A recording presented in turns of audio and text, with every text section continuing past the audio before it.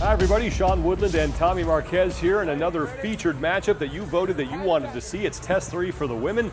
On top of the screen, Tia Toomey and Brooke Wells, and on the bottom, the crew from CompTrain, Katrin Davodsottir and Amanda Barnhant with the 120 wall ball shots and the 120 calorie row, and we are underway.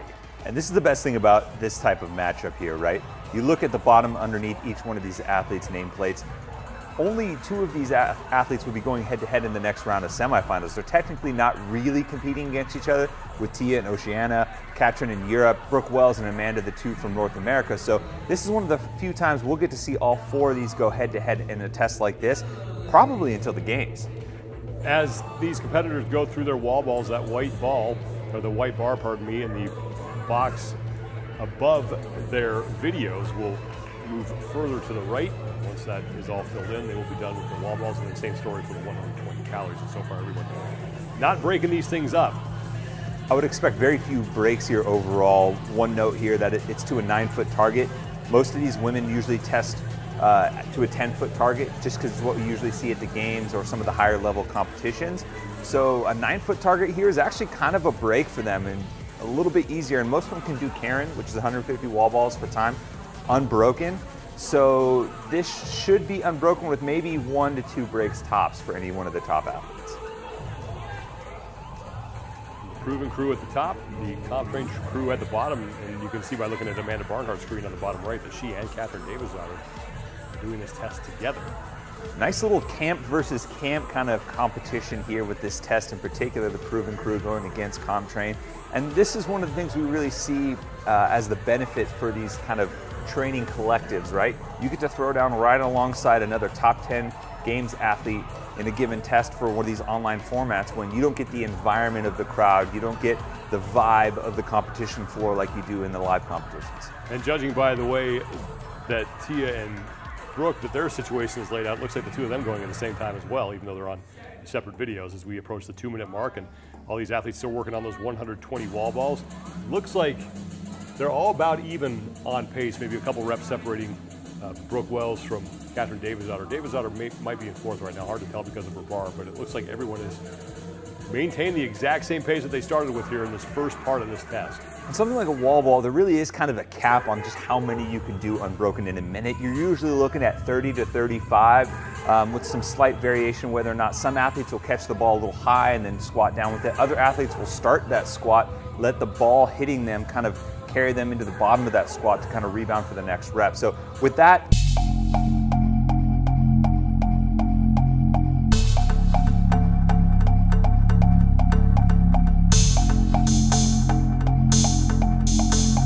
women going unbroken. Amanda Barnhart just let the ball drop for a split second there before picking it back up and getting back to work. That's the first break she's taken. And you can see the difference between Brooke Wells in your upper right-hand corner and Amanda Barnhart in the lower right-hand, the foot placement, right? Brooke going with a little bit wider stance, kind of almost shortening the range of motion there, just getting below parallel, just barely hitting the standard, versus Amanda, longer legs, narrower feet. That's just a little bit longer of a distance to go for her squat. It's going to slow her down over the course of 120 reps. Might be a little bit of a difference. One thing to note though, for Amanda, setting the ball down in this, even though it doesn't sound as cool as going unbroken, you can make up the 2 to 3 seconds that you would take here on the rower easily. Speaking of the rower, Brooke Wells gets there first. 3:28 is when she starts pulling, and Tia Toomey right behind her at 3:36. Now here comes Amanda Barnhart, and she starts pulling at about 3:40, which leaves Katrin Davodsottir, the last woman on the rower, and she starts right away, so about 3:44 for her. And even if that break was a mistake, I wouldn't be surprised to see an athlete like Amanda, a little bit taller, a little bit heavier, high power output, one of those explosive type athletes, to maybe give herself just a little bit of a break, knowing she's going to make up some ground on some of these other athletes in something like a 120 calorie row. Just to kind of give you guys an idea of the split difference, just 5 seconds faster on our like 500 meter pacing time that you would see on the row can make up to about 34 seconds over the course of 120 calories. So say for example, Amanda rows at a 150 pace, she'll finish the 120 at about 5:58 versus someone like Brooke or Katrin who maybe might row at a 155. They're going to be about 38 seconds slower on that. So you can give up a little bit of ground setting the ball down once and push just a few seconds faster for your average split time on the row and be well ahead of the rest of the women in this field. Brooke Wells, once again, the first woman to the rower. She started pulling at 3:28. Tia Toomey was just 8 seconds behind her. And then it was Barnhant in third. She got to the rower at 3:40, and Katrin Davodsottir close behind at 3:44 on the clock when she started rowing. We approached the 5-minute mark now.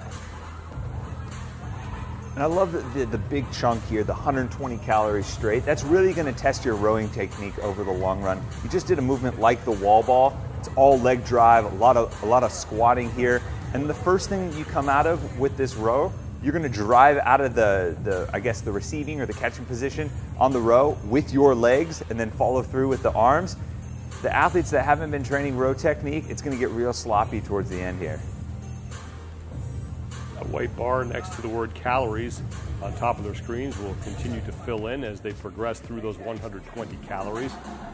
It looks like that Brooke Wells and Amanda Barnhant are on the same pace, very close, both Tia Toomey and Katrin Davodsottir. Other thing I kind of like about a big chunk of the calorie row here is there's a big mental test. Even though they're working out alongside of each other, you cannot see the screen of your competitors here. It's kind of almost like you're left to be in your own head, and you gotta kind of have to keep yourself honest with the pacing, with the thought that maybe your competitors could be speeding up, could be slowing down. Either way, it's a good testament of the mental side of this.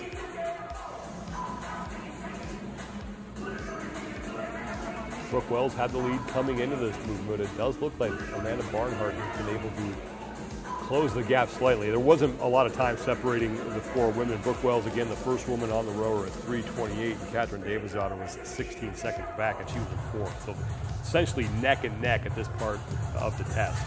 And look at the difference between Katrin in your bottom left and Tia in the upper right. Katrin was opting for a little bit faster cadence, little quick, shorter pulls. Tia really taking her time at the end of each pull, going back to the start position there, a little bit longer strokes. Same thing with Amanda in the bottom right. Kind of two different ways to get to the same end, but usually over the long haul, the longer, smoother stroke, the more consistent pull throughout is going to win out. Brooke Wells, judging by the calorie counter, how that's moving to the right, looks like she might have a slight lead on Amanda Barnhant, but not a ton, and both Davidsdottir and Tia Toomey are a little off the lead pace, but the two of them look to be tied with each other as well. Sean, when I did this test right around the 7-8 minute mark is when I started to basically toy with other hand placements on the handle there, adjusting my pull length like I mentioned, kind of going from the longer pull to the short choppy one to maybe give myself a little bit of break. At this point, it's anything to just change up the monotony of pulling at the same rate, at the same pace, at the same length over and over and over again. Getting close to the 8-minute mark. It looks like Brooke Wells is still your leader, followed by Amanda Barnhant, and Katrin Davodsottir and Tia Toomey fighting for third right now unofficially. You can see on the calorie counter, Amanda Barnhant starting to put some distance between her and a few of the other athletes. She was, I believe, the third to the rower, so a little bit behind coming off the wall balls. But she has made up some tremendous ground on both Katrin and Tia so far. And you think back to 2018 in that chaos event, how Amanda Barnhant was able to make up ground on the slug. I think she passed like 7 or 8 people on that thing. That's the kind of power you're dealing with here. And that's also something that you're going to be excited about watching here in these final 20 to 30 calories, right? It's towards the end of the workout who can really kind of dial up the wattage and increase their power output to kind of finish strong and get to the finish line. That's what we saw with the slug with Amanda passing all those athletes, and exactly the same type of mechanism you're looking for from an athlete to finish these calories. Barnhant and Wells on the right side of your screen fighting for the lead here, and then the battle for third is between Tia Toomey and Katrin Davodsottir. Hard to tell who leads between the two of them.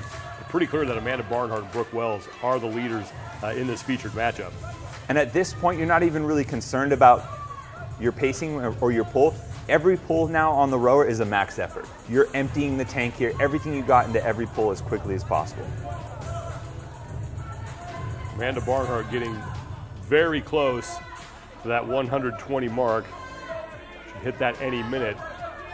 Brooke Wells is right with her, but Barnhant, you can tell by the way she's pulling, is just about done. And that'll do it, 9:35 for Amanda Barnhart. So she overtakes Brooke Wells on the rower. Wells the first one there. Wells will finish at 9:44, so she'll take second in this featured matchup. That leaves Tia Toomey Orr and Katrin Davodsottir. 6 championships between the two of them on the left of your screen, and it seems like Davidsdottir is just slightly ahead of Tia Toomey Orr. Davidsdottir, the 4th woman on the rower, got there at the 3-minute 44-second mark. She's starting to pick up her pace, so 10:07 now for Davidsdottir. And Tia Toomey Orr about ready to finish as well. Final couple of pulls for the 4-time defending CrossFit Games champion, 10:19 for her.